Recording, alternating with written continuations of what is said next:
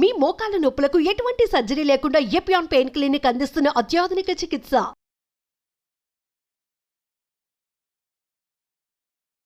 Hello viewers, welcome to Suman TV. So ఒక 90 kgs ఉన్న వాళ్ళని తీసుకుంటే మనం వాళ్ళు 60 కేజెస్కి వచ్చేయాలి అని అనుకుంటే వీళ్ళు ఎలాంటి డైట్ తీసుకుంటే మంచిది, సో ఎలా వీళ్ళని తగ్గించడానికి ప్లానింగ్ చేయొచ్చు అని చెప్పేసి మీరు వెళ్ళే జిమ్లో కావచ్చు, లేకపోతే మీరు ఎవరి దగ్గర డైటిషియన్ దగ్గరికి వెళ్ళినప్పుడు ఇలాంటి వాటి గురించి ఆలోచిస్తూ ఉంటాం. అసలు నిజంగానే ఒక 90 కిలోస్ ఉన్న వాళ్ళు 60 కేజెస్కి రావాలి అంటే వాళ్ళు ఎన్ని రోజులు కష్టపడాలి, ఎంత శ్రమ పడాలి, ఎంతవరకు వర్కౌట్స్ చేయాలి, సో అసలు వీళ్ళు తీసుకునే డైట్ ఏ విధంగా ఉండాలి, ఉంటే మనకు ఉపయోగకరంగా ఉంటుంది. సో అంటే ఫర్దర్ గా మనకి ఫ్యూచర్ లో కూడా ప్రాబ్లమ్స్ అనేవి రాకూడదు మనం డైట్ అనేది కరెక్ట్ గా ప్లాన్ చేసుకున్నప్పుడు, అండ్ దట్ వెయిట్ తగ్గినప్పుడు. సో ఇలాంటి విషయాల గురించి మాట్లాడటానికి మనతో పాటు ఉన్నారు వసంత్ కుమార్ గారు, డాక్టర్తో మాట్లాడేద్దాం.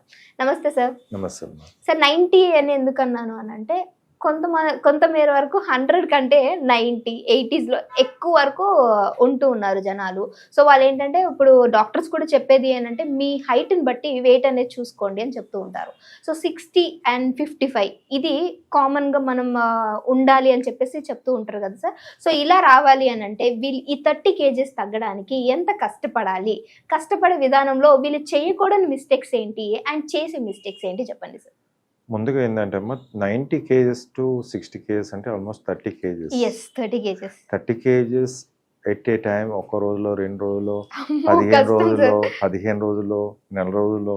It's God miracle. అయితే గాడ్ వచ్చి చేస్తే అవుతుంది. మిరాకిల్ అన్నది కదా, దాన్ని నాట్ గుడ్ అంటున్నాను. ఓకే, అది ఎటువంటి దారిని తీస్తుంది. బేసిక్ థింగ్ అంటే వీళ్ళల్లో first one is avoid sugar. అంటే సార్ షుగర్ అనేది అంత డేంజరా? విషం అది, like a snake poison. Okay, sugar is tastier, మంచిగా తీయగా అది ఉంటుంది, కానీ అదే మనకు బాడీలో అది. అంటే సార్ షుగర్ని మనం ఎక్కువ తీసుకునే కొద్దీ అమృతం ఆలస్యం విషం అన్నట్టు అది విషంగా మారుతుంది అంటారా? Sugar is poisonous, always poisonous అది. ఎందుకంటే మన బాడీలో కావాల్సింది 7 to 8 grams షుగర్ అంతే మన బ్లడ్లో ఉండాల్సింది. But other than that glycoprotein అంటాం, గ్లైకోజన్ ఈ షుగర్ నుంచి కన్వర్ట్ అవుతుంది. But most of them body no use of that sugar. ఎక్సెస్గా షుగర్ మీరు ఒక స్వీట్ తీసుకున్నట్టయితే ఆల్మోస్ట్ 50 grams to 100 grams తీసేసుకుంటారు.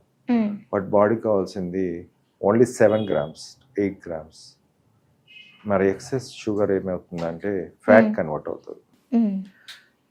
ఎందుకు షుగర్ని అవాయిడ్ చేసినప్పుడు ఆటోమేటికల్లీ బాడీ మెకానిజం ఏం చేస్తుందంటే ఫ్యాట్ నుంచి తీసేసుకుంటుంది. మనకు షుగర్ కావాల్సిందంతా కూడా ఫ్యాట్ నుంచి it will take. Once zero sugar అంటే కార్బోహైడ్రేట్, దాంట్లో ఏంటంటే షుగర్ అంటే మన షుగర్ అని అర్థం. సెకండ్, కార్బోహైడ్రేట్స్లో rice, avoid rice, complete avoiding of rice. Third, wheat, breads, ఇంకా కేక్స్, ఇలాంటివన్నీ కూడా అవాయిడ్ చేయాల్సిన అవసరం ఉంది.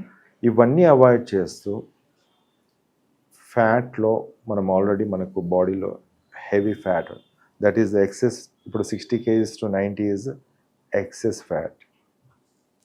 It is not that protein, it's not that sugar, carbohydrate, it's not that any other thing. It is only excess fat. ఆ ఫ్యాట్ని కరిగించాలి అంటే మనం తినే ఫుడ్లో షుగర్ ఉండదు. ఓకే, అంటే complete avoiding the sugar part అనేది అవాయిడ్ చేస్తున్నాం. Second is the high concentration. ఇప్పుడు ఇది ఇంకా మిగతా ఏం తింటే ఇప్పుడు ప్రోటీన్ తీసుకోవచ్చు. మన బాడీకి అయితే ప్రోటీన్, మన బాడీ మెకానిజమ్స్కి ప్రోటీన్ ఈజ్ మోస్ట్ ఇంపార్టెంట్, అన్నిటికీ కావాల్సింది. సో ప్రోటీన్ మనం తక్కువ చేయలేం. సో ప్రోటీన్ అనేది మనం తీసుకుంటున్నప్పుడు it will give the stomach ఫుల్నెస్కి and the requirement for the body.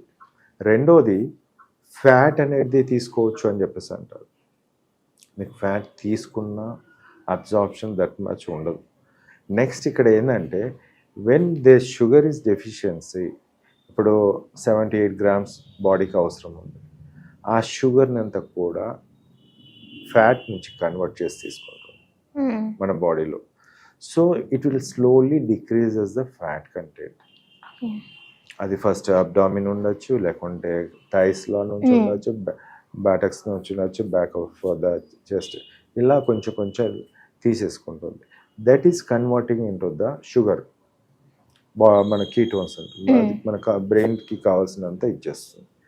So how long it is, ఇప్పుడు చాలా ఫాస్ట్గా ఇలా కంటిన్యూస్గా నేను చేయగలుగుతానా అనేది చాలా మందిలో ఉండదు.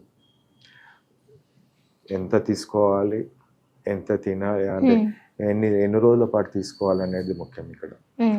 They can take the break for 1 monthలో ఒకసారి, yes you can have 1 day of that rice and the freedom, so that he can go for up to 6 months. అలా చేసినప్పుడు 6 to 7 months చేస్తే ఆ డైట్తో ఆ వెయిట్ లాస్ ఏదైతే 30 kgs ఎస్టిమేటెడ్ వెయిట్ ఉందో you can get it achieve in these days.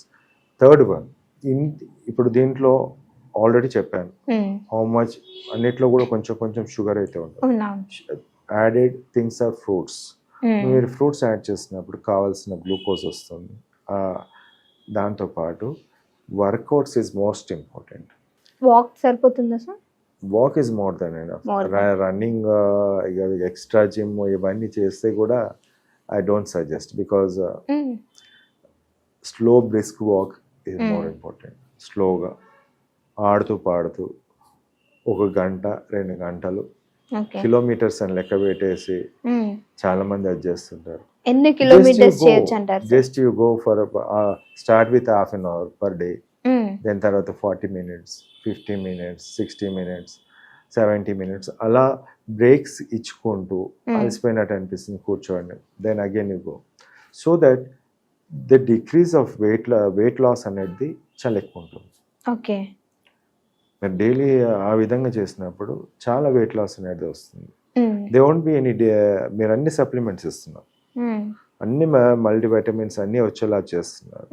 అంటే like vitamin B12, vitamin D3 morning walk వెళ్ళినప్పుడు వస్తుంది, and all the vitamins adjustment with the food, so that మీరు without carbohydrate you can walk 5 to 10 kilometers per day. అది కూడా మెల్లిగా ఆడుతూ పాడుతూ ఒక 2 hours మీరు కాదనుకొని చేయండి, సరిపోతుంది. సో ఈజీగా పడిపోతుంది అన్నట్టు. ఎక్కడ కూడా ఫాస్ట్గా చేయడం that is not need. Slowly you can decrease in a good proper way. ఇక్కడ అన్ని డైట్లో ఎక్కడ కూడా మీకు డెఫిషియన్సీ లేదు. That is what I'm saying. And decreasing the weight is also in a proper way. Daily ఒక 50 grams to 100 grams depends upon the work. Okay sir, thank you sir, చాలా చక్కటి ఇన్ఫర్మేషన్ ఇచ్చారు. నమస్తే.